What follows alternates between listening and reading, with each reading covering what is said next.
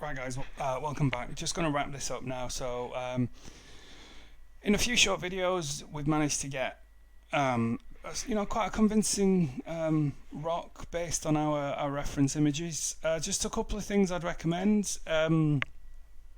Reference is king. Get yourself your pure ref board. Make sure you're observing the big shapes, primary, secondary and tertiary shapes. Make sure you're getting those.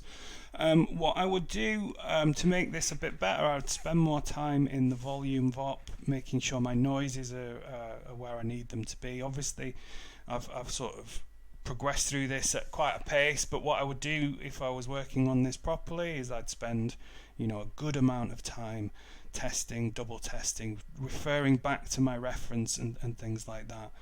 But overall I think we've given quite a good sort of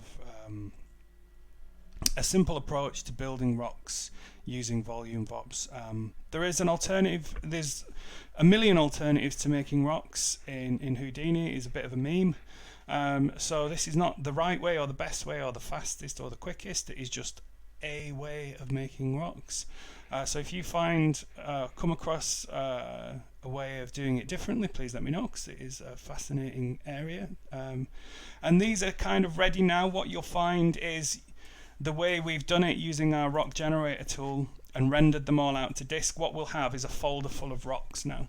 So you could take a scatter tool like the one that we looked at with Dan. You could take a scatter tool and then use that to load them in off disk and scatter them about your terrain in a procedural manner, knowing that the material and all the attributes will be working fine. So that's really the purpose of doing this. But I hope it was useful.